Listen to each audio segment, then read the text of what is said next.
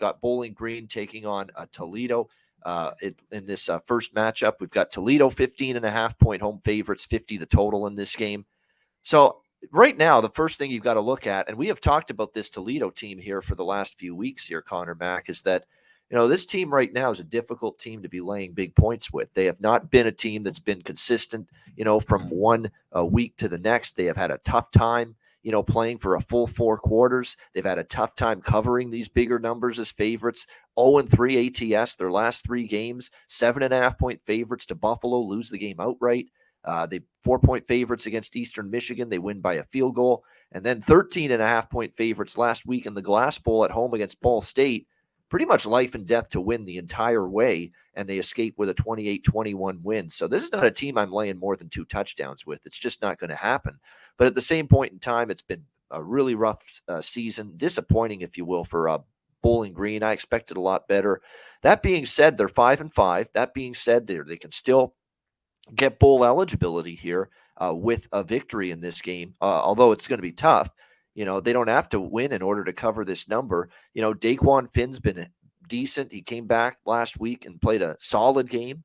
But at the same time, Toledo's defense has been a little bit leaky. And I think when you look at this matchup here, it's just a bit of a line that's a bit too tall, in my opinion. And remember, last week against Kent State, when Bowling Green lost that game, it got ugly. It got away from them 40-6. A lot of it was turnovers. They did not hang on to the football, Bowling Green, at all in that game. They turned it over 3 times. Other than that, statistically, it wasn't the mismatch that 40-6 final score would indicate going into this game. The defense is still pretty decent overall for Bowling Green. I know that point total they gave up last week doesn't make it look that way, but again, a lot of turnover issues caused Kent State to run up the score, gave them short fields. I haven't bet this yet, and I'm still contemplating, but I will say right away, it's Bowling Green or pass at more than 2 touchdowns in this game as an underdog. What do you think here, Conor? Yeah, I think so too. Bowling Green did not look good. And that's not a good sign, though, them not moving it. I know the turnovers, but Kent State doesn't have a defense for them to just get their ass whipped. But you're right, it kind of got away from him. McDonald had a couple, or both QBs had a couple picks, they had a fumble.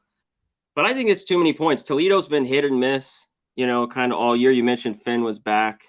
But Bowling Green still has a little bit to fight for. They're trying to get to a bowl game here. The road team's been good in this series against the number.